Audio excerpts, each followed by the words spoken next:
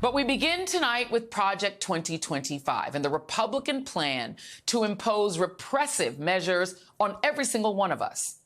Now, we talk a lot about this looming threat from Project 2025 on this show, but tonight, we're going to start laying out exactly what these people have in mind for you, your families, your friends, and your children, starting with their plans for the Department of Education, a federal department that Republicans have hated ever since it was created by President Jimmy Carter. President Carter today signed into law a bill establishing a new federal department. It's the Department of Education, something he had promised in his 1976 election campaign. It will be the 13th cabinet-level agency of the government. It will take over 150 or more educational programs now in the Department of Health, Education, and Welfare. Republicans despise the Department of Education for a number of reasons. One reason, it's easier to sell terrible Republican policies to a compliant public that's not getting a quality education from a weakened public school system. Another reason is the department's mission to foster equal access to education by prohibiting discrimination and ensuring equal access. That runs counter to what Christian nationalists want, which is de facto segregation. Now, before I go any further, you have to remember that after the Supreme Court banned school segregation in 1954, not everyone, including people like Bull Connor, the Commissioner of Public Safety for Birmingham, Alabama, just rolled over and accepted that ban. In fact, they threatened to shut the schools down rather than integrate them. And scores of white families who didn't like the idea of their kids commingling with black kids began to flee whatever schools were forcibly integrated en masse, leaving schools like the high school famously integrated in Little Rock, Arkansas, almost 100% black. This white flight birthed the Christian right movement and fueled their push to create private, sometimes church-sponsored schools that became taxpayer-funded private schools imposing religious doctrines to a select class of typically middle-class or upper-class white students. These were more commonly known as segregation academies. And they became really common because the federal government helped enforce strict plans like busing and denying tax-free status to whites-only schools to continue combating segregation, which brings us to today. It's important to understand what the Department of Education does for you and your kids. Among the things it does is student lending, Pell Grants, something called IDEA, which is basically federal funding for families with children with disabilities, and Title I, which is funding used solely to ensure that all kids, regardless of income, can acquire a quality education. And they keep civil rights data on things like the levels of racial integration in schools. All of that is in danger. Trump's henchmen want to eliminate the Department of Education. They want to create block grants to funnel tax dollars to private and religious schools to basically make white flight a taxpayer-funded benefit. They want to scale back enforcement of civil rights laws like Title IX, which prohibits gender-based discrimination. They want to enact a Parents' Bill of Rights modeled on Moms for Liberty, the book banning group. They want to take federal funding away from schools with curricula, books, or classes that address race, racism, gender, and sexuality. They want to eliminate school administrator positions that oversee DEI initiatives, resurrect the discredited 1776 Commission with the single goal of restoring, quote unquote, patriotic education in schools, North Korea style. Far more sinister is what's buried deep within Project 2025, which any person who sends their child to public school should care about. They want to mandate that all students in schools receiving federal funding must complete the Armed Services Vocational Aptitude Battery. In plain English, that's a military entrance exam. You heard me right. They want to require your kids to take a military entrance exam.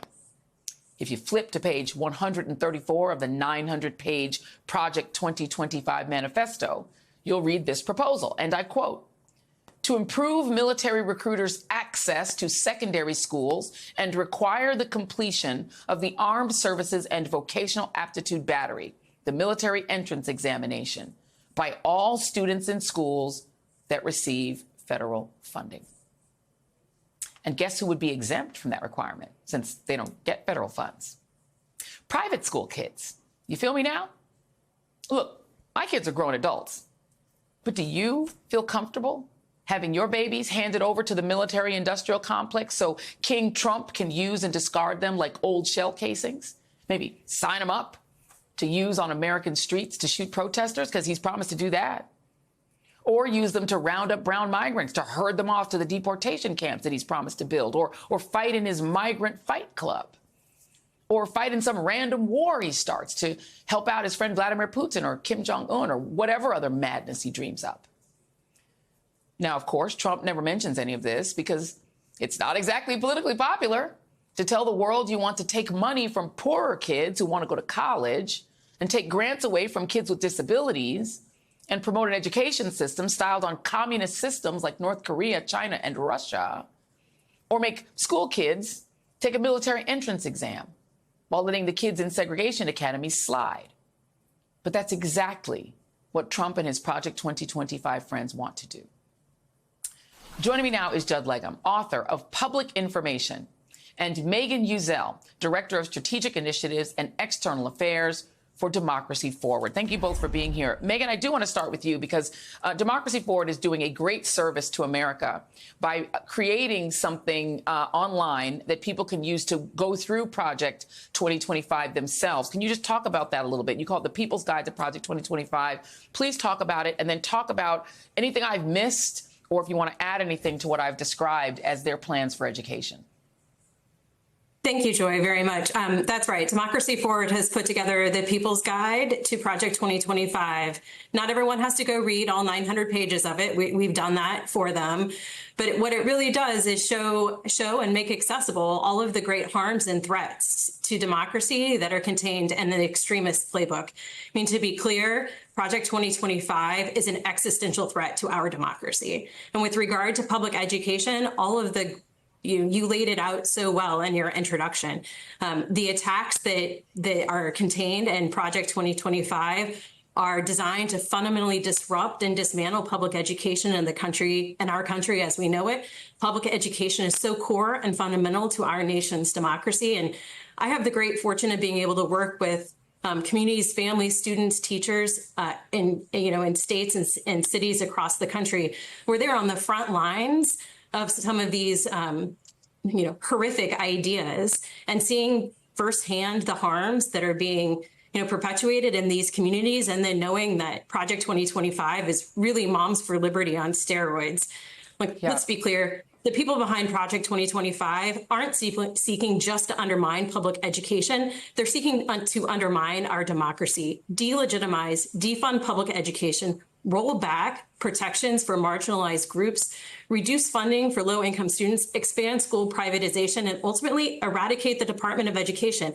And that is something that will really hurt all of the students across the country. And people should be very worried about that.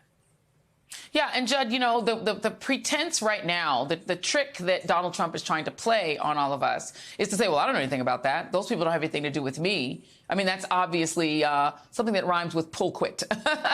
But talk about that a little bit, because these are his people, right?